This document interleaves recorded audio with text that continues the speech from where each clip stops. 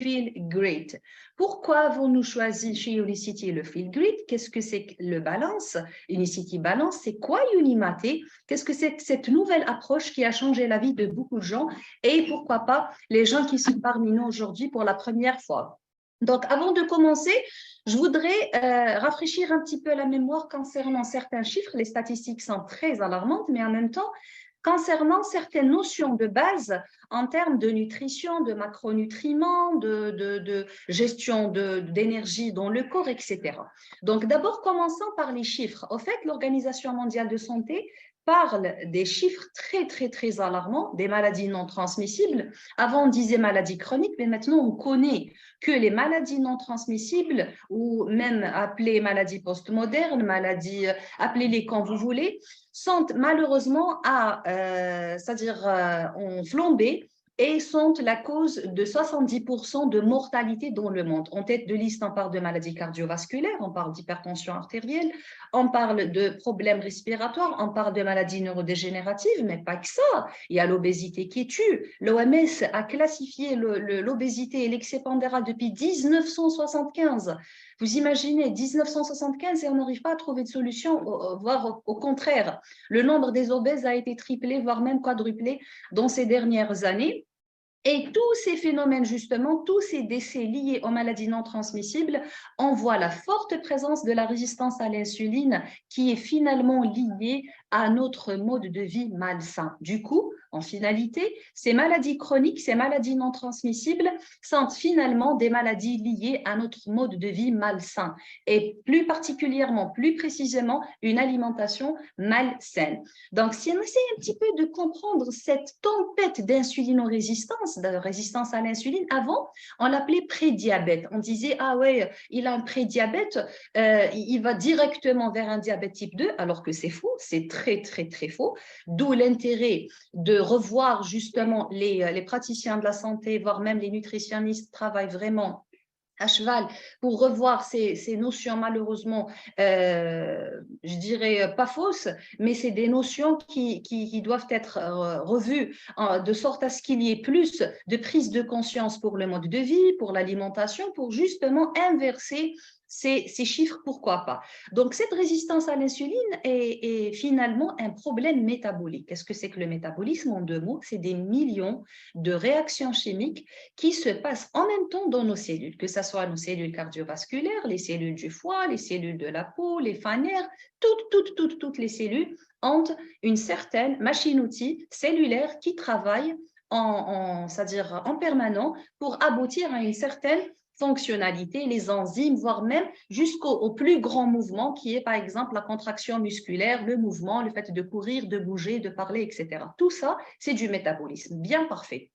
Donc, cette insulinorésistance, il s'est avéré qu'elle peut être mesurée justement par les mêmes facteurs, identiquement les mêmes facteurs que l'on mesure le syndrome métabolique, donc le désordre des réactions chimiques dans notre corps qui se mesure par un taux de glycémie élevé, par des chiffres tensionnels élevés, par une HDLIMI effondrée. Généralement, on se concentre souvent quand on parle de cholestérol, voyons voir le LDL comment est-ce qu'il est, alors que la HDLIMI, c'est-à-dire le bon cholestérol, quand il est effondré, on ne fait pas très attention ou on ne prend pas soin de cet élément comme il se doit. Donc, l'HDLIMI effondré aussi, c'est un indicateur de désordre métabolique. Il y a aussi les triglycérides trop élevés, les tours de taille excessifs. Donc, tous ces facteurs finalement sont identiquement les mêmes que l'on retrouve dans les syndromes métaboliques. Du coup, l'insulinorésistance est un syndrome en elle-même que nous devons bien maîtriser pour y faire face. Donc, je disais que l'insulinorésistance, c'est au-delà de ce qu'on pensait un certain temps. Le pauvre, il a un prédiabète, il finira par faire un diabète type 2. C'est vraiment au-delà de ça. L'insulinorésistance, maintenant, elle est connue avec, c'est-à-dire son étroite relation avec d'autres maladies, à savoir l'obésité, à savoir les maladies neurodégénératives, le Parkinson, l'Alzheimer, les problèmes de migraine, on ne peut pas se concentrer, les gens vraiment trouvent du mal à apprendre de nouvelles notions, les problèmes articulaires, les douleurs, les problèmes d'accidents vasculaires cérébraux, les problèmes de foie, les problèmes de fertilité, que ce soit masculine ou féminine. Ensuite, il y a aussi les problèmes cardiovasculaires, voire même les cancers et le fameux diabète qui est comme une résultante à ce phénomène d'insulinorésistance. Donc, la clé au fait pour y faire face, pour vraiment se préparer, pour prévenir toutes ces maladies postmodernes qui nous entourent, les maladies non transmissibles qu'on vient de voir qu'elles tuent 70% du monde entier, c'est de réduire les taux d'insuline dans le sang, c'est de lutter contre cette insulinorésistance. Pour cela, il faut bien comprendre l'insulinorésistance. J'ai essayé de varier un petit peu les slides ce soir, Inch'Allah, afin de mieux assimiler ce phénomène et de bien digérer l'information. D'abord, l'insulinorésistance, elle démarre souvent, toujours, par une alimentation malsaine. Donc, 90%, c'est une alimentation transformée. Donc, on trouve des glucides en excès, on trouve du gras, on trouve du sel, des aliments transformés. Et malheureusement, on trouve très peu, voire même pas, de nutriments, d'oligo-éléments, de macronutriments, de fibres, de protéines, de vitamines et d'oligo-éléments. Du coup, ça va faire, bien sûr, après la digestion, ça va faire une hausse des taux de glycémie dans le sang, suite à laquelle le pancréas va répondre par une simple réponse qui est la fabrication de l'hormone responsable sur le taux de glycémie qui est l'insuline. Parfait, super. Donc, après un certain temps, cette hormone, elle est censée ouvrir les portes des cellules dans nos organes pour permettre à ce glucose, après la dégradation des aliments, pour lui permettre d'être stocké dans ces cellules. Mais malheureusement, malgré la présence de cette insuline et avec des taux très élevés, les cellules vont devenir résistantes. Elles vont se familiariser avec des taux trop élevés d'insuline. Aujourd'hui, demain, après un mois, 2 mois, 1 an, 2 ans, elles ne vont plus répondre à ce signal et elles vont commencer à devenir résistantes là où on commence malheureusement la tempête et le tsunami d'insulinorésistance.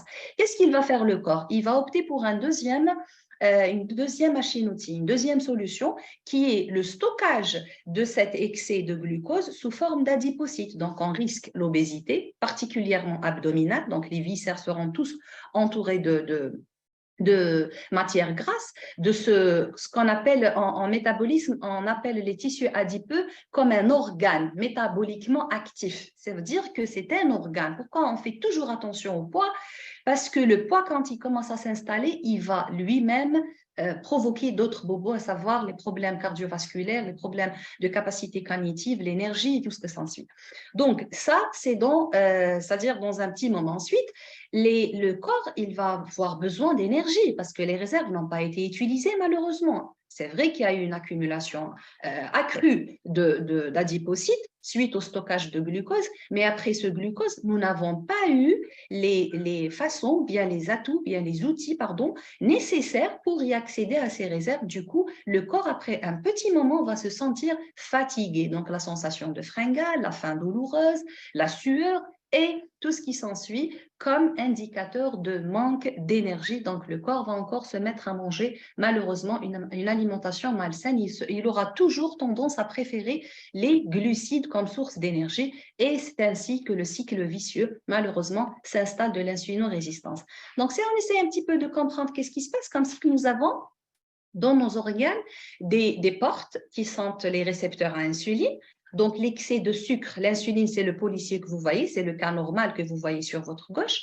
Donc, le policier, c'est l'insuline, il vient frapper à la porte des organes en leur disant que j'ai du glucose pour vous, s'il vous plaît, ouvrez-moi la porte. C'est le normal, c'est le magnifique. Donc, l'organe ouvre la porte et le récepteur est là pour recevoir les quantités de glucose et les emmagasiner, les utiliser comme source d'énergie, etc. Mais malheureusement, comme on vient de voir, quand on a un excès d'insuline dans le corps, les organes vont terminer d'une façon, c'est-à-dire l'anarchie et les taux trop élevés d'insuline vont mettre l'organe en état justement ils vont refuser ce glucose parce qu'ils n'ont plus de place pour le stocker, parce qu'ils n'ont plus envie de répondre à cette insuline. Donc, l'insuline, qu'est-ce qu'il va faire? Il va ramener du renfort avec lui. Donc, cette fois-ci, si on était à un certain taux d'insuline, on va encore doubler, voire tripler les taux d'insuline et on parle d'un phénomène d'hyperinsulinisme que nous allons découvrir ensemble. Donc, tout ça, c'est vraiment un véritable tsunami qui frappe très fort notre métabolisme, pas seulement le métabolisme énergétique quand on parle de glucides et de glucose, mais c'est tout le métabolisme du corps qui est incriminé. Donc, si on essaye de comprendre l'histoire ou comment est-ce que cette insulinorésistance nous sépare du diabète type 2 ou d'autres maladies qui sont maintenant vraiment, on connaît par rapport aux études scientifiques, on connaît le lien entre l'insulinorésistance et les maladies, par exemple, neurodégénératives, par rapport aux maladies cardiovasculaires, l'infertilité masculine, féminine, etc., les maladies du foie. Donc, c'est comme si qu'on a devant nous un iceberg. Donc, généralement, on se concentre seulement, ce qu'on peut voir d'ailleurs, c'est la partie émergente. Mais tout ce qui est en dessous de la mer, on n'arrive pas à le voir, on n'arrive pas à le visualiser. Du coup, nous n'avons pas une idée sur qu'est-ce qui se passe au fait dans cette profondeur. C'est ça l'histoire de l'insulinorésistance. L'insulinorésistance, avant qu'elle déclenche d'autres maladies postmodernes, d'autres maladies métaboliques, elle peut durer pendant 10 ans, 15 ans, 20 ans, voire plus. Par rapport, c'est-à-dire en séparant entre l'insulinorésistance, le début de cette maladie, jusqu'à ce qu'il y ait apparition d'autres maladies métaboliques. Du coup, nous avons le temps. Nous avons le temps, raison pour laquelle nous sommes réunis aujourd'hui, pour voir quelles sont les solutions justement, c'est pour comprendre qu'est-ce qui se passe en profondeur. Le premier stade, c'est le stade silencieux. Quand on dit stade silencieux, c'est-à-dire que tout va bien, malgré le mode de vie malsain, le corps fournit un double effort pour canaliser le désordre, le bazar qui se passe dans les réactions métaboliques, qui est causé, justement, ce désordre, par les taux très élevés d'insuline suite à une malbouffe riche, très riche en glucides et pauvre en nutriments essentiels. Donc, on parle d'un stade silencieux et d'un double, voire triple effort fourni par le corps pour canaliser un petit peu qu'est-ce qui se passe. Deuxième stade, on parle d'hyperinsulinisme compensatoire, c'est-à-dire le pancréas qui est censé sécréter, je dis n'importe quoi, qui est censé sécréter 10 molécules d'insuline, quand il voit 30 molécules de glucose, il est censé en sécréter autant d'insuline pour répondre à ces taux de glucose. Du coup, il va sécréter 30 molécules d'insuline. On parle donc d'un phénomène d'hyperinsulinisme compensatoire qui va épuiser davantage ce fameux organe qui est le pancréas. Qu'est-ce qu'il va y avoir dans cette période? La personne va commencer à sentir les petits changements dans sa vie. Le glucose, il est moins bien capté, donc la glycémie, elle va commencer à augmenter après les repas, ce qu'on appelle la glycémie postprandiale. Donc, les cellules cibles ont du mal à répondre à des signaux qui sont exagérés vis-à-vis des quantités d'insuline, mais en même temps, on va avoir les tours de taille excessifs suite au stockage de glucose. On n'arrive plus à le stocker dans les organes qui sont glucodépendants, c'est-à-dire qui utilisent du glucose comme source d'énergie. L'obésité s'installe et tout le syndrome métabolique s'installe en termes de triglycérides, d'hypertension artérielle, hypo-HDLMI et tout ce qui s'ensuit. Le troisième stade, on parle de stade d'insulinorésistance. Elle est installée, elle est là, malgré que l'insuline est très dépendante, on parle d'hyperinsulinisme. Cela ne veut pas dire que la glycémie elle est gérée, équilibrée. Malheureusement, on a tout de même une hyperglycémie en même temps et à côté de cet hyperinsulinisme. Du coup, on arrive malheureusement au dernier stade où les cellules bêta, sécrétoires, les cellules qui sécrètent l'insuline, les cellules sécrétrices d'insuline, elles deviennent épuisées, elles meurent par apoptose, elles n'en peuvent plus, elles ont sécrété des quantités énormes, et du coup, le pancréas devient malheureusement, c'est-à-dire non fonctionnel, et on perd l'organe en totalité. Par contre, la question qu'on doit se poser, est-ce qu'il y a un chemin inverse? Est-ce qu'on peut faire demi-tour? Est-ce qu'il y a une façon? Oui, il y en a. Il y a une façon, heureusement d'ailleurs. Comment est-ce qu'on peut y procéder? Par une bonne hygiène de vie. Le glucose peut encore une fois être bien capté, bien toléré, si, je dis seulement si, dans certaines conditions, si on arrive à gérer son poids, avoir un poids normal et maintenir un poids optimal, avec une activité physique adaptée, donc selon les cas, chacun son cas, avec un mode de vie sain, dormir correctement, éviter le stress, ça peut créer d'une façon, c'est-à-dire d'une façon très, très métabolique et très dynamique, recréer la flexibilité métabolique et du coup une meilleure sensibilité de ces cellules à l'insuline qui étaient à un moment donné malheureusement insensibles. Et du coup, ceci dit, nous allons réparer le métabolisme. On parle d'une relance métabolique, une santé métabolique redevient encore une fois saine. Donc voilà, pour vraiment récapituler, encore une fois, il n'y a pas que le diabète type 2, c'est toutes les maladies postmodernes qui suivent le schéma d'insulinorésistance. Donc heureusement, il y a quelques signes qui alarment le corps humain, qui nous disent un petit peu sur ce qui se passe dans nos corps concernant l'insulinorésistance. Il y a d'abord la fatigue. Les gens qui sont souvent fatigués, c'est l'un des signes majeurs d'insulinorésistance. La douleur articulaire, des douleurs articulaires inexpliquées, des maux de tête inexpliqués, les œdèmes, les graisses abdominales, ce qu'on appelle les acrocordons sur le cou, c'est des petites extensions de la peau, l'hypertension artérielle, l'eczéma, le psoriasis, l'hyperpigmentation au niveau du cou aussi.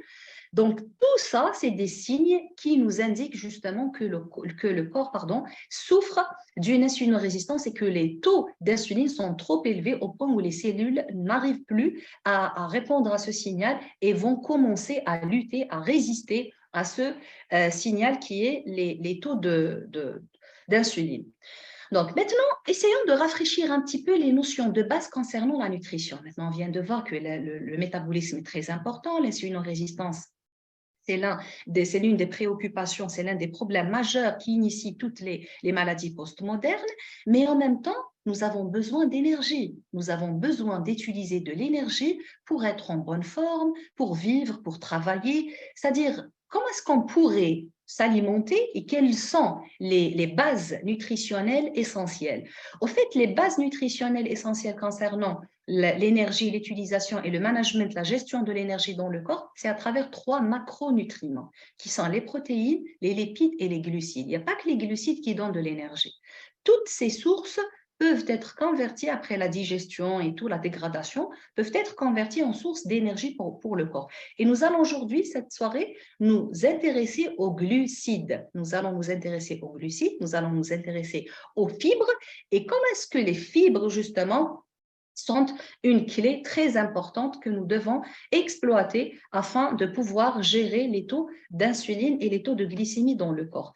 Notre corps, si on peut un petit peu, ou on essaie un petit peu de comprendre comment est-ce qu'il utilise l'énergie, vous l'imaginez comme, essayez de l'imaginer comme une voiture hybride. Vous connaissez tous les voitures hybrides qui utilisent à la fois du carburant et de l'électricité pour alimenter le moteur. Elles sont conçues pour switcher entre les deux sources d'énergie. Parfait, magnifique. Si on essaye de comprendre un petit peu le lien entre la voiture hybride et le corps humain, de la même façon, le corps humain est doté de toutes les notions, de toutes les machines-outils qui lui permettent de switcher entre deux sources d'énergie très importantes qui sont les glucides, qui vont se dégrader pour donner une forme plus facile qui est le glucose, comme source d'énergie de beaucoup de cellules dans notre corps. Et la deuxième source qui est le gras, les lipides. Que ce soit les lipides que nous apportons, les lipides sains, bien sûr, l'huile d'olive, l'avocat ou autres, les oméga-3 et tout, comme source de bonnes graisses, ou bien les graisses déjà emmagasinées sous forme d'adipocytes dans notre corps. Ça, c'est le parfait. Mais malheureusement, suite aux conditions de vie malsaines, l'alimentation malsaine, la sédentarité, le stress, le corps va utiliser uniquement les glucides comme source d'énergie. Et on parle d'inflexibilité métabolique vis-à-vis des sources énergétiques utilisées par le corps. On ne pourra pas, malgré avoir eu beaucoup d'adipocytes, beaucoup de dépôts de tissus adipeux, mais on n'arrive pas à le brûler, on n'arrive pas à l'utiliser. On était censé savoir comment le faire, mais nous avons oublié comment y accéder. Donc, l'inflexibilité métabolique, en 2 mots, c'est la perte du pouvoir. On n'arrive plus à switcher entre les deux sources d'énergie et l'utilisation exclusive, on utilisera exclusivement les glucides comme source d'énergie. Donc, en fait, maintenant, on se pose la question, quelle est la clé ou bien le déterminant, justement, qui peut me permettre de réparer, de rétablir ce phénomène ou bien ce pouvoir de switcher entre les deux sources d'énergie. Le déterminant essentiel et la clé essentielle, c'est les taux d'insuline. Tant que les taux d'insuline sont trop élevés, donc nous allons utiliser uniquement les glucides comme source d'énergie. Si on arrive à faire baisser les taux d'insuline, c'est à ce moment-là que le corps devient apte et capable d'utiliser les lipides emmagasinés dans le corps sous forme d'adipocytes comme source d'énergie. Donc, encore une fois, l'insuline, des taux sains, des taux revus à la baisse, c'est eux qui conditionnent notre utilisation de lipides comme source d'énergie, donc combustion de graisse, métabolisme actif, métabolisme avec une bonne flexibilité, appelez-le quand vous voulez, santé métabolique excellente, optimale, prévention des maladies non transmissibles, maladies cardiovasculaires, des troubles de tout ça. Ça va dans le côté où on arrive à utiliser les lipides comme source d'énergie. Mais encore une fois, malheureusement, nous ne vivons pas une vie parfaite. On vit dans un stress au quotidien, nous avons des challenges, nous avons du boulot, nous avons notre vie quotidienne, personnelle, savoir chacun a ses préoccupations, ses challenges. La mauvaise alimentation, on est tenté malheureusement par les aliments rapides, les aliments faciles avec toute cette modernisation. Le manque d'activité physique, nous n'avons pas le temps, nous avons ceci, cela, nous avons d'autres engagements. Et aussi, il y a le problème des heures de travail, à la charge. Il y a à côté de tout ça, tous ces facteurs sont vraiment propices pour développer un syndrome métabolique qui va encore nous enfoncer dans tout ce qu'on vient de voir. Du coup, raison pour laquelle il faut bien décortiquer, il faut bien comprendre comment est-ce qu'on doit agir.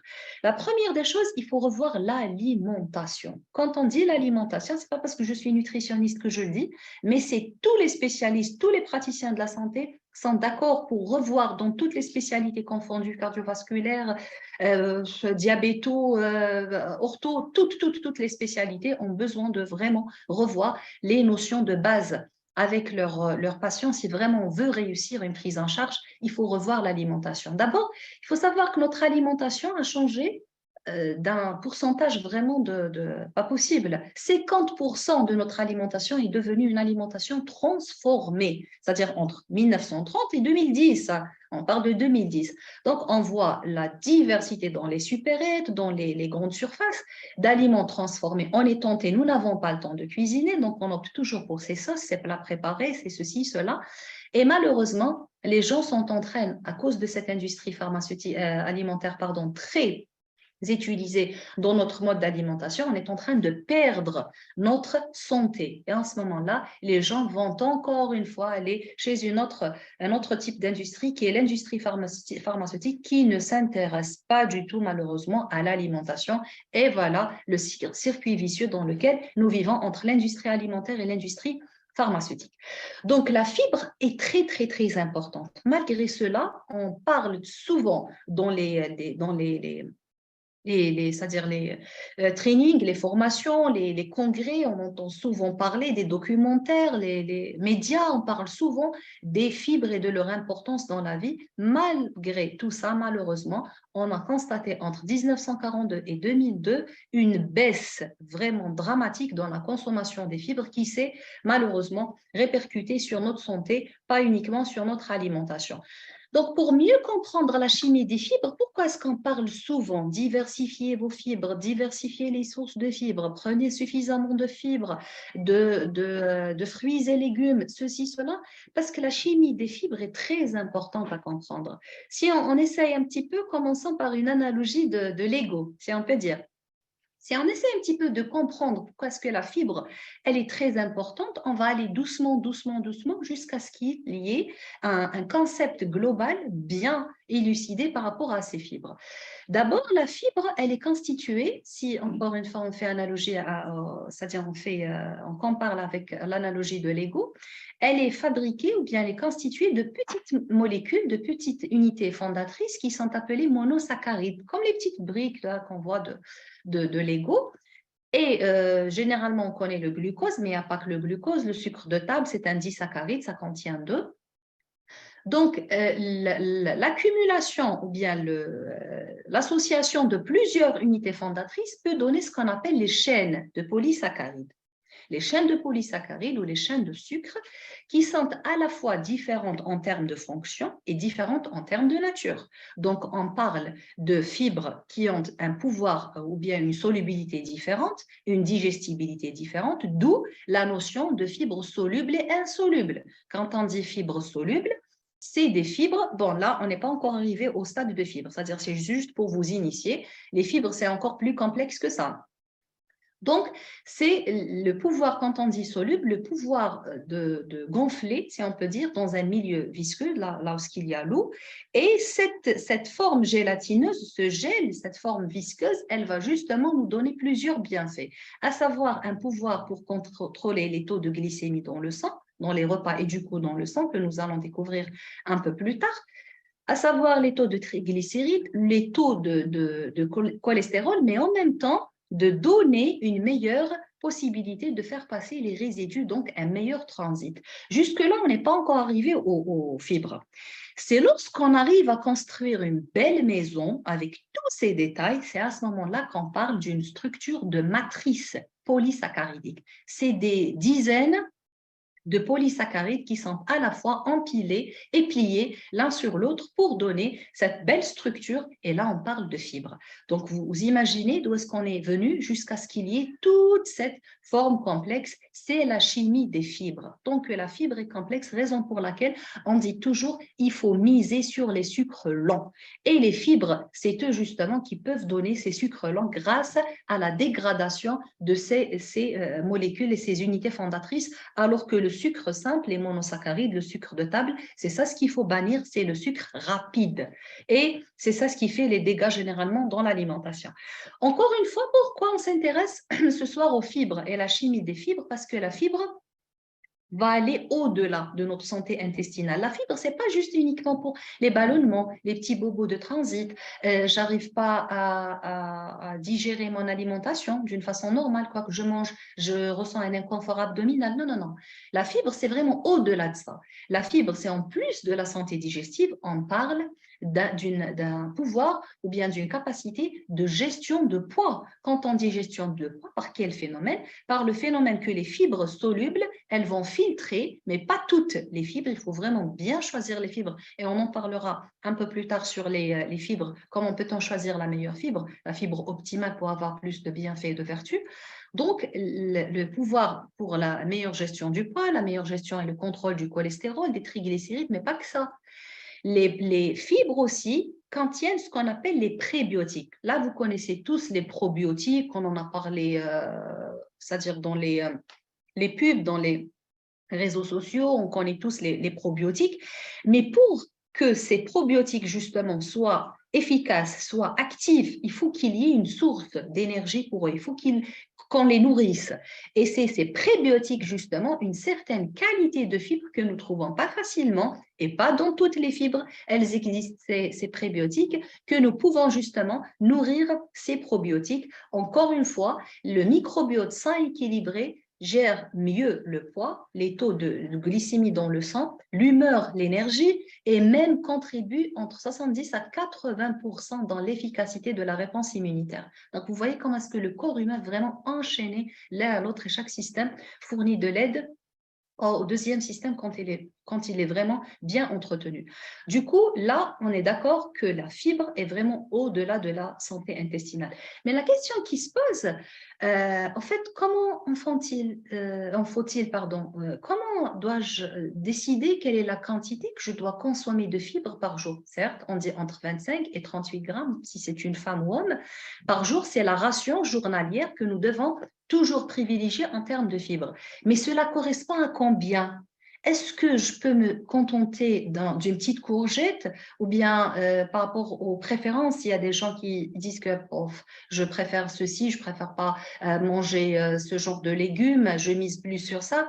Au fait, imaginez, pour arriver à 25 grammes de fibres, il nous faut 3 grands brocolis, 3 grosses laitues, 12 tomates. On va vraiment passer toute la journée en train de mâcher pour arriver à 25 grammes. C'est énorme la quantité qu'il nous faudra justement pour atteindre cette quantité de fibres journalières. Du coup, il y a une nouvelle approche. Il y a l'intérêt d'utilisation de compléments alimentaires. La supplémentation, elle peut vraiment m'être vraiment précieuse pour m'aider pour arriver à ces taux sains.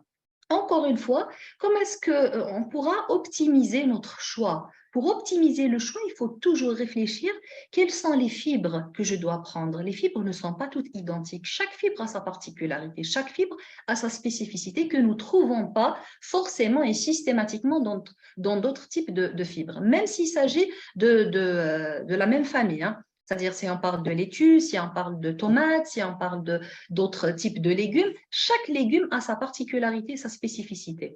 Donc, il faut d'abord miser sur des fibres scientifiquement brevetées, c'est-à-dire c'est des fibres qui ont des certificats, qui ont des études qui prouvent leur effet, leur vertu, leur bienfait vis-à-vis de 1, 2, 3, 4 par rapport à la santé humaine. Deuxième point, il faut varier le maximum. Donc, il faut miser sur une source de fibres qui peut m'apporter un maximum de fibres diversifiées. Donc, on parle de la diversification pour 2 raisons. D'abord, quand on vient de voir, il y a les fibres hydrosolubles et les fibres digestibles, non digestibles. Celles qui sont facilement hydrosolubles, on avait dit qu'elles vont se gonfler dans l'eau, qu'elles vont filtrer les taux de glycémie, de cholestérol et tout. Mais en même temps, quand on parle de fibres, il ne faut pas oublier qu'il y a une catégorie de fibres qui va directement miser pour bien nourrir le microbiote. Donc, on parle de prébiotiques sélectivement. Elle va nourrir la bonne flore intestinale et elle ne va pas servir de nourriture pour la mauvaise bactérie ou bien les mauvaises souches. Du coup, nous allons en même temps chercher ces fibres qui sont brevetées, ces fibres qui ont fait l'objet de beaucoup d'études scientifiques pour vraiment avoir le maximum, maximiser les bienfaits et les vertus pour ma santé. Et en même temps, il faut que cette source soit variée le plus que possible par rapport au type de fibre et par rapport aussi de cet intérêt qui est le microbiote, comment le nourrir. Donc tout ça, c'est pas évident de trouver une fibre qui réunit toutes ces spécificités. Encore une fois, raison pour laquelle la supplémentation a fait l'objet de plusieurs études pour apporter de l'aide et apporter un plus dans l'alimentation.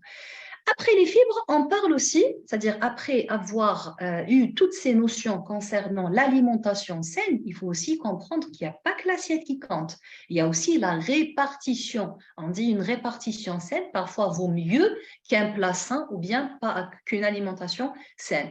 Quand on parle d'une bonne répartition des repas par jour, il faut toujours penser comment est-ce que je pourrais avoir de l'énergie, je pourrais avoir toute la ration, tous les besoins en termes de macronutriments, micronutriments, les oligo-éléments, les vitamines, les minéraux, tout, les fibres, les protéines, les lipides, tous les éléments essentiels pour une alimentation saine et équilibrée, mais en même temps, sans avoir eu un abus de consommation. La suralimentation, elle est très, très dangereuse.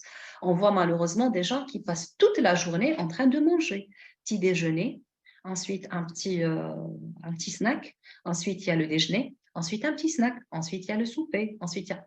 C'est-à-dire, toute la journée, on se pose la question, est-ce que nous avons vraiment besoin de toutes ces quantités énormes d'aliments? D'abord, on est en train de bousiller nos pancréas, nos foies, notre système digestif qui est en train de courir toute la journée et ça dépense énormément d'énergie. C'est dingue comment est-ce qu'il est en train de gérer toutes ces quantités, le système digestif. Il y a des glandes, il y a des organes, il y a une mastication, il y a plein de trucs qui se font. Du coup, une répartition saine est aussi importante qu'un plat sain et équilibré. La répartition saine, ou ce qu'on appelle une alimentation limitée dans le temps va nous permettre à la fois de garantir des taux sains de glucose et de cholestérol dans le sang, de donner une meilleure réponse aux chiffres tensionnels. Donc, les gens connaissent très, très bien qu'est-ce que c'est que qu'est-ce que c'est que les liens entre l'insulinorésistance, les chiffres tensionnels et tout ce qu'on vient de voir préalablement. La santé cardiaque, donc ça va de soi. On parle aussi d'une meilleure gestion du poids parce qu'on arrive à gérer les fringales. Les sensations de fringales, comme on vient de voir, c'est juste une résultante, c'est un résultat d'une insulino-résistance qui est déjà initiée par une alimentation malsaine. Donc, si on arrive à choisir ses fibres, si on arrive à choisir son assiette saine et à répartir d'une façon saine nos repas par jour, nous allons justement permettre au corps de donner une meilleure réponse à l'insuline, de piocher dans ses réserves, de brûler ses graisses emmagasinées depuis des dizaines d'années et en même temps d'améliorer une gestion du poids saine et équilibrée sans carence. Je dis bien sans carence parce qu'on a agi d'une façon saine. Donc, le jeûne intermittent ou bien l'alimentation limitée dans le temps ou bien la répartition saine des repas par jour, appelez-la quand vous voulez, il y a eu beaucoup d'études. Le plus utilisé comme modèle ou comme pratique, c'est le 16-8, c'est-à-dire jeûner pendant 16 heures. Nous allons expliquer comment ça consiste en quoi jeûner 16 heures. Ensuite, manger dans un intervalle de 8 heures. Ce n'est pas passer toutes les 8 heures en train de manger. Il va y avoir 2 repas. Le premier repas vers, par exemple, midi, 1 heure. Le deuxième vers 20 heures, 21 heures. Il va nous permettre justement cette répartition, cet intervalle, il va nous permettre de relancer le métabolisme énergétique en piochant dans les réserves. Par quel phénomène? Cette pratique a fait l'objet de plusieurs études. D'abord, ça va nous permettre de revoir et de freiner un petit peu le vieillissement, le processus de vieillissement cellulaire. Vous connaissez tous que le mode de vie malsain accélère le processus de vieillissement cellulaire. Du coup, les cellules deviennent incapables de gérer ces besoins, que ce soit en énergie ou autre. Du coup, le premier gain, ça sera la facilitation, bien la possibilité de lutter contre ce phénomène. Deuxième point très important, quand on pratique cette façon de répartir les repas par jour pendant 30 jours ou plus, nous allons gagner plusieurs encore bienfaits. On parle d'un système immunitaire plus robuste parce qu'encore une fois, nous allons éliminer les cellules qui sont vieilles, les cellules défaillantes qui n'arrivent pas à lutter comme il se doit sur l'organisme et en produire de nouvelles cellules plus jeunes, plus efficaces et plus dynamique. On parle aussi de capacité cognitive meilleure, de santé cérébrale meilleure, on parle d'énergie meilleure, on parle d'un métabolisme meilleur, énergétique ou métabolisme en global, et d'une meilleure réponse aussi à l'insuline, avec une meilleure aussi gestion du poids et durable dans le temps. Quand on dit durable dans le temps, c'est-à-dire sans avoir recours à l'effet yo-yo, c'est-à-dire quand on arrête, si on veut arrêter, si on veut faire une petite fenêtre, ça ne sera pas l'effet inverse, ça ne sera pas l'effet yo-yo comme on a l'habitude de voir dans certaines diètes.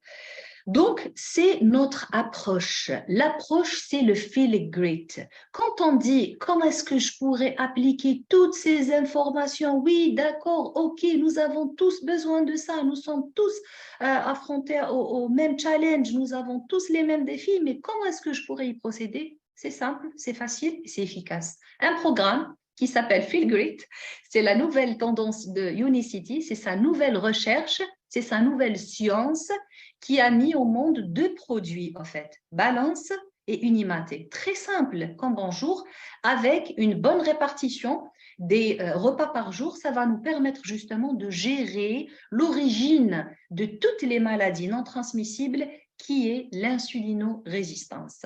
Donc, nous allons découvrir en quoi consiste le Unicity Balance. Pourquoi est-ce que ces 2 produits sont listés dans l'une des revues médicales les plus prestigieuses au monde? Figurez-vous que Physician Desk Reference, c'est une revue conçue pour les praticiens de la santé qui contient 23 seulement compléments alimentaires. Bon, l'autre côté, c'est le côté médicamenteux, c'est les molécules chimiques, c'est le volet pharmaceutique, ce n'est pas notre volet. Je parle de compléments alimentaires, de la supplémentation. On trouve 23 compléments alimentaires. Parmi les 23, on trouve 17 brevets listés et répertoriés pour Unicity, entre autres Unimaté et Balance. Donc, nous allons les découvrir et découvrir, entre autres, la science de Feel Great. Comment est-ce que je pourrais utiliser toutes ces notions, mais en pratique, au quotidien, dès que je me réveille, qu'est-ce que je dois faire, qu'est-ce que je dois prendre. C'est ça le Feel Great, c'est le programme, c'est la nouvelle approche. Basée sur 2 produits, le Balance, comme on l'appelle, c'est la fibre intelligente et nous allons voir pourquoi on l'appelle fibre intelligente. Et Unimaté, c'est au-delà de l'énergie. c'est l'énergie et le bien-être, c'est le physique et le mental et le moral en même temps.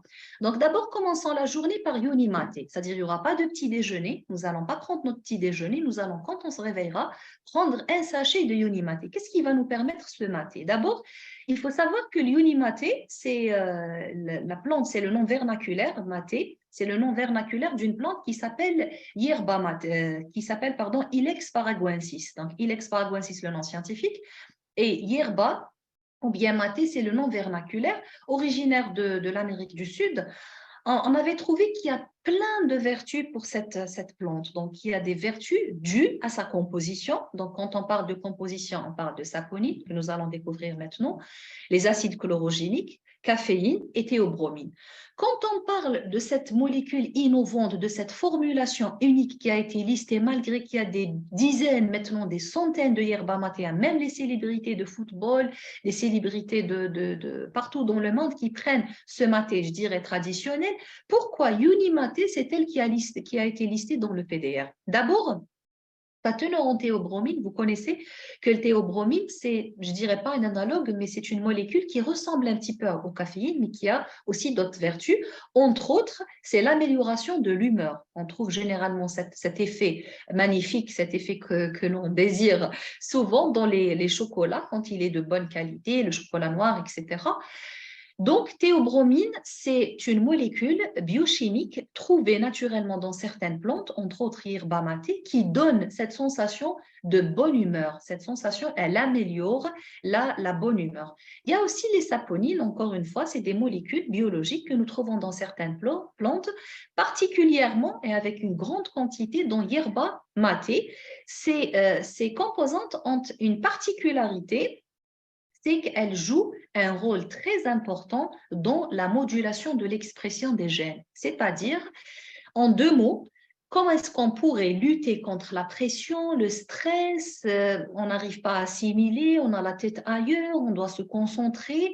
Il y a des molécules qui sont faites biochimiques dans certaines plantes, entre autres les saponines, qui sont faites justement pour moduler l'expression des gènes qui gèrent ces sensations de bien-être et ce moral.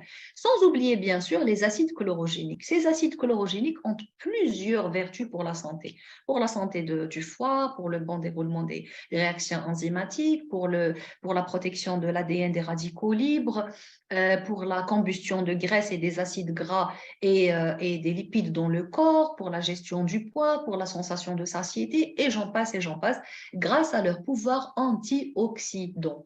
Donc tout ça, toute cette formule magique trouvée dans Yoni Maté, encore une fois, grâce à un procédé de fabrication très très sophistiqué, Yuni Maté est devenu encore 10 fois plus concentré que le maté traditionnel que vous avez l'habitude de voir certaines célébrités en train de le prendre.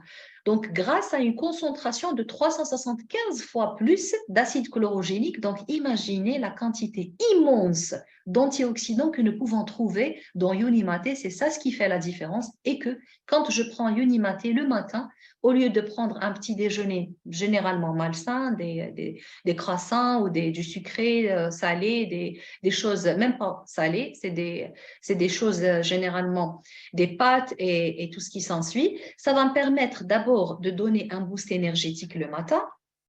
Pour une meilleure concentration aussi, je peux miser sur Yoni Maté, avoir moins d'appétit, donc je n'aurai pas besoin de manger, sachant que j'ai dormi toute la nuit, donc en moyenne 10 à 12 heures, bon 12 heures peut-être c'est exagéré, mais 10 heures en moyenne de sommeil, donc j'aurai probablement faim, mais après cela, après avoir pris Yoni Maté, je pourrais encore prolonger ma période de jeûne jusqu'au premier repas qui est vers environ midi, 1 heure, ce qui va me permettre encore de piocher davantage dans mes réserves, du coup, une combustion accélérée, mais d'une façon saine de mes graisses, donc de mon tissu adipeux, une meilleure performance athlétique, donc je pourrais faire une activité physique, je pourrais aller courir, je pourrais faire ce que j'ai l'habitude de faire comme activité physique le matin, une meilleure gestion du poids, une meilleure capacité cognitive grâce aux théobromines, les saponines qu'on vient de faire, une façon de lutter contre le stress et de bien démarrer sa journée, mais en même temps donner une meilleure sensation de satiété qui va m'empêcher de manger n'importe quoi, surtout les petits snacks, les petites collations avant le repas principal, le premier repas vers midi, 1 heure. Donc, le deuxième produit, le balance. Le balance, j'adore l'appellation de balance, sachant que les BioSlife, les fibres, c'est comme quelque chose c'est un axe chez Ionicity. Les fibres, on trouve minimum 5 ou 6 fibres dans les marchés Ionicity à travers les 60 pays où on existe. Mais le balance, vraiment, il porte bien son nom, c'est qu'il est là pour balancer les taux de glycémie, les taux de cholestérol et de nous fournir aussi, c'est une source de vitamines, d'oligo-éléments nécessaires pour une meilleure gestion d'énergie dans la journée. Donc, le balance, il faut, quand on essaie un petit peu de décortiquer sa composition, on comprend qu'est-ce qui a fait breveter cette molécule, malgré qu'il existe des centaines, des milliers de fibres à travers le monde. D'abord, c'est une source variée de fibres. Quand on voit des fibres, on vient de voir l'intérêt des fibres, le but de diversifier les sources de fibres, comment est-ce que la fibre va au-delà de la santé digestive. Donc, il y a une variabilité dans les sources de fibres.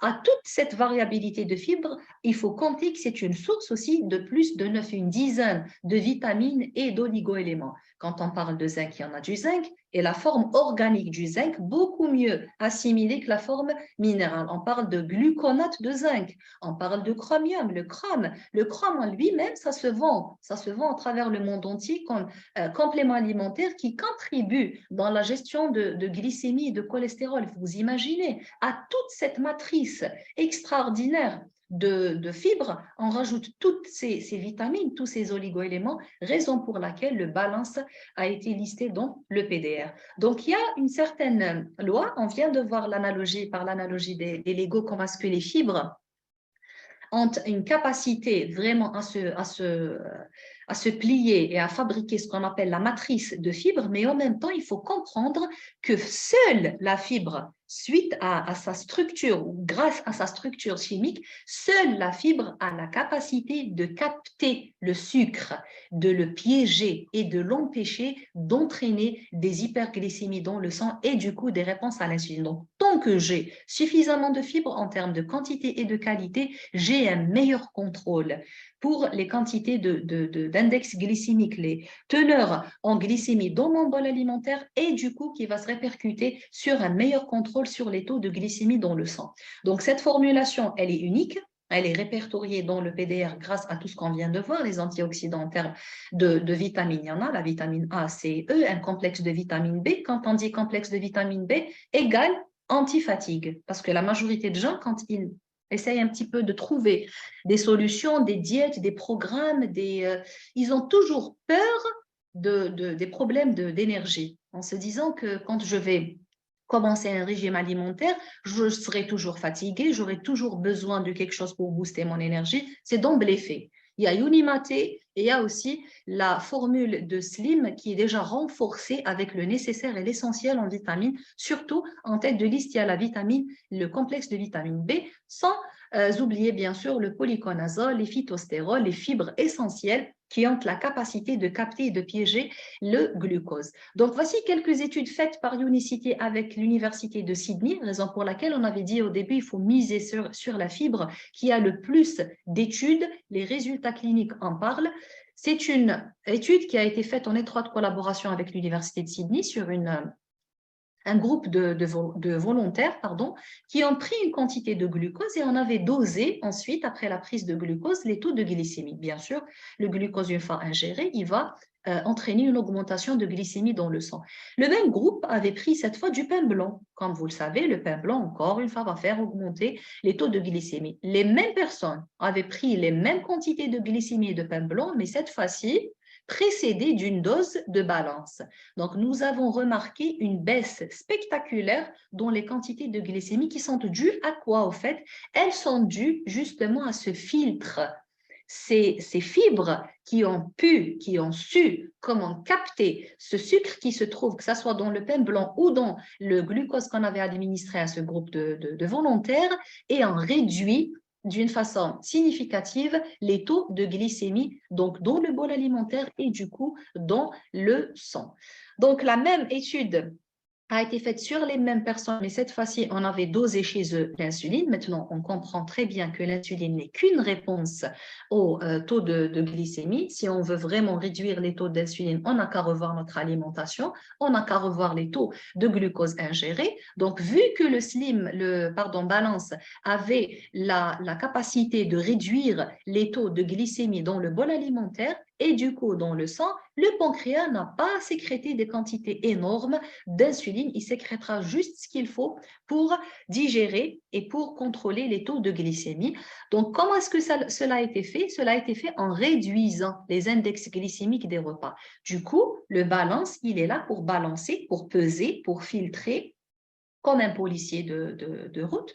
Donc, il va laisser passer les aliments à index glycémique bas ou moyen. Il va empêcher les aliments à index glycémique trop élevé de passer. C'est une façon de filtrer. En plus de tout ça, il y a le capteur qui se trouve dans ces fibres-là, qui ont la capacité de capter l'excès de sucre dans les aliments. Donc, qu'est-ce que je vais avoir quand je vais prendre le balance avant le premier repas, avant le deuxième repas? Donc, on avait dit entre midi et 1h, ça sera le premier repas. Et entre 20h, 21h, je préfère 20h, 21h, c'est très exagéré. 20h, ça sera le deuxième repas, donc partons sur midi, 20h.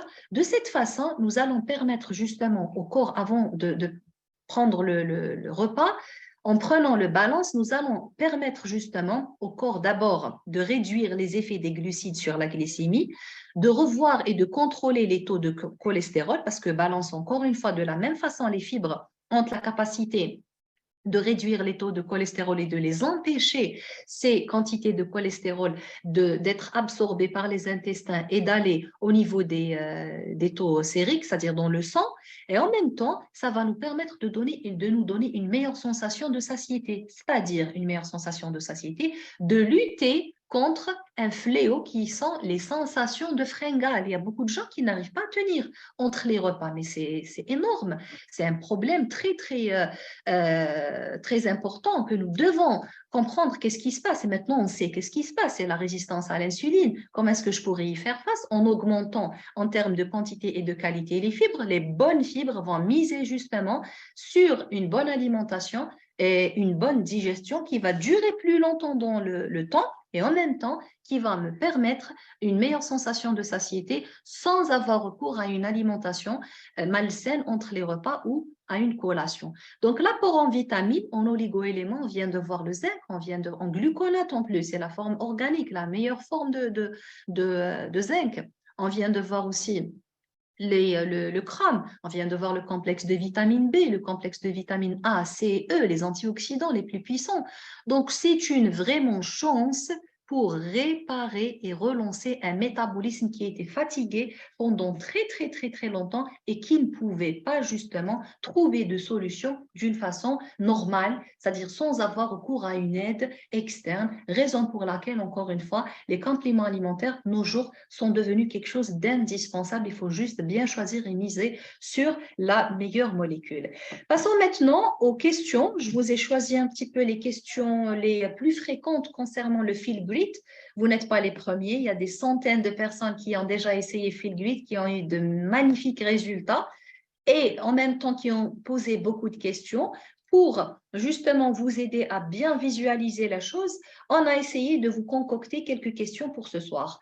La première question par rapport à Unimate. Il y a une, je dirais, minime tranche de personnes qui me contactent pour, comme quoi que Unimate leur fait sentir la nausée. Ils se sentent nauséeux lorsqu'ils prennent Unimate à jeun. Il faut savoir que cette catégorie de personnes, malgré qu'elle est minime, on doit en parler pour bien connaître qu'est-ce qu'on doit faire, se pose la question, est-ce que ce programme est bon pour moi? Qu'est-ce que je dois faire? Est-ce que je l'arrête? Ceci, cela, nanana.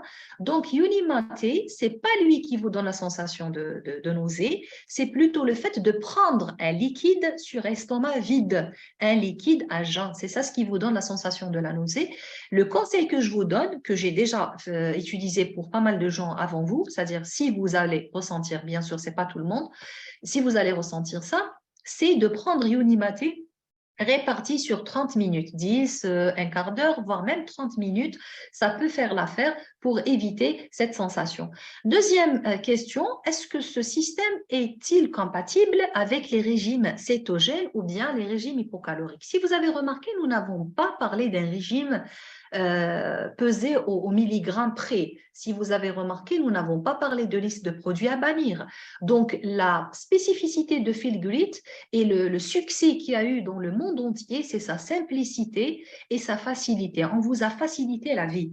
C'est-à-dire, au lieu d'aller peser, de chercher les régimes hypocaloriques, vivez votre vie, variez les légumes, certes, prenez suffisamment de protéines, hydratez-vous comme il se doit. Vous allez jeûner 16 heures pratiquement, donc essayez de vous réhydrater à raison de 8 à 10 verres d'eau. Si vous voulez plus particulièrement la quantité qu'il vous faudra, avec une règle de 3, vous pouvez la calculer grâce à une règle de 3, entre 250 à 300 millilitres par kilo par jour, vous trouverez la quantité idéale pour vous et optimale en termes d'eau.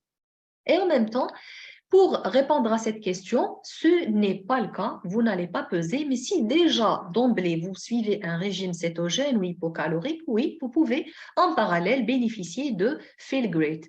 Il y a une autre question qui revient assez souvent sur la quantité de caféine. Pour les gens qui ne peuvent pas s'en passer de caféine pour démarrer leur journée, il faut savoir qu'une tasse de Yoni Maté contient parfaitement ce que vous recherchez en prenant une tasse de café ordinaire. Ça contient 80 mg de caféine pour les gens qui sont trop caféine. Il y a une autre question qui revient assez souvent pour les gens qui connaissent déjà les produits Ionicity, qui se demandent, il y a un certain produit pour les nouveaux qui sont parmi nous qui s'appelle Bios Life Energy ou bien Matcha. C'est un produit énergisant, antioxydant, que nous utilisons et nous préconisons pour la santé métabolique. Et en premier lieu, pour l'énergie, ils se demandent, est-ce que je peux prendre Unimaté et BioLife Energy? Oui, vous pouvez les prendre, il n'y a pas de souci. Dans la même journée, vous pouvez prendre et Unimaté et BioLife Energy. D'autres questions concernant le slim? Il y a une toute petite partie de personnes qui se demandent que le slim, quand je le prends, le balance, je veux dire, en Europe, c'est le balance, excusez-moi, le slim, c'est une autre appellation, hein, le même produit, mais qui existe dans d'autres marchés, pardon. Donc, le balance, quand je le prends, j'ai la sensation je me sens gonflée. Est-ce que je ne le tolère pas? Est-ce que non, non, non, non, au contraire. Ces gens, justement, là, ils ont un régime alimentaire très, très, très pauvre en fibres. Il ne faut jamais arrêter balance parce que vous ressentez cette sensation. Heureusement que ce n'est pas beaucoup de gens qui ressentent ça, mais quand même, j'attire l'attention. Si vous ressentez cet effet indésirable, je dirais, vous n'avez qu'à réduire la quantité de balance. Prenez un demi-sachet pendant 3, 4, 5 jours jusqu'à ce que le corps se familiarise avec la quantité et la qualité de fibres contenues dans le balance. À ce moment-là, allez-y sur 2 sachets jour, répartis un sachet avant le premier repas et un sachet 10 minutes à 15 minutes avant le deuxième repas. Avec ces questions, je pense qu'on est arrivé à la fin de notre formation aujourd'hui. Maintenant, vous connaissez le challenge. Maintenant, vous connaissez que vous pouvez facilement, justement, relever le défi. Vous pouvez arriver à votre santé optimale, que ce soit en gestion de poids, que ce soit en prévention. Je veux prévenir mon corps des maladies postmodernes, des troubles métaboliques, des problèmes de cholestérol, de triglycérides. Je veux me sentir en bonne énergie. Je suis tout le temps fatiguée. J'arrive pas, justement, à vivre une vie équilibrée par rapport à l'énergie, par rapport à beaucoup de choses. Donc là, nous avons essayé de vous donner toutes les pratiques de la science moderne sous forme d'un programme facile, efficace et surtout très, c'est-à-dire très, très pratique en termes d'utilisation. Une répartition saine des repas avec 2 produits listés dans les revues les plus prestigieuses. Maintenant, vous avez une des résolutions pour 2023, il me semble. Donc, tout le monde, en fin d'année, on commence un petit peu à imaginer la nouvelle année. Je vais essayer de m'inscrire dans une salle de sport. Je vais essayer de gérer, faire plus attention à mon poids. Là, je trouve que je ne vis pas bien, je ne suis pas en pleine énergie, j'arrive pas à profiter de ma vie, j'arrive pas à me retrouver, c'est-à-dire en pleine forme, ni avec ma famille, ceci, cela. Donc là, je pense que vous avez une belle résolution pour 2023 afin que nous puissions un petit peu vous aider sur le plan nutritionnel. C'était les meilleurs vraiment conseils que je voulais partager avec vous. J'espère que vous avez noté. Et le plus important, comme Ilyes l'avait dit tout à fait au début, n'oubliez pas de partager. La science, ça se partage, croyez-moi. Nous avons fait le maximum pour partager avec vous toutes les sciences. On ne vous a pas dit que le feel grid est égal bonne répartition des repas plus balance plus feel grid. Non, on ne s'est pas contenté de ça. On est allé vraiment dans les détails. On a partagé avec vous le secret, la formulation des produits pour que vous puissiez vraiment comprendre en quoi cela consiste. N'oubliez pas de partager avec les autres, vous aussi, comme on l'avait fait avec vous. J'espère que toutes ces informations vous seront utiles et Inch'Allah, on va se retrouver dans d'autres formations. À bientôt et excellente soirée à tout le monde.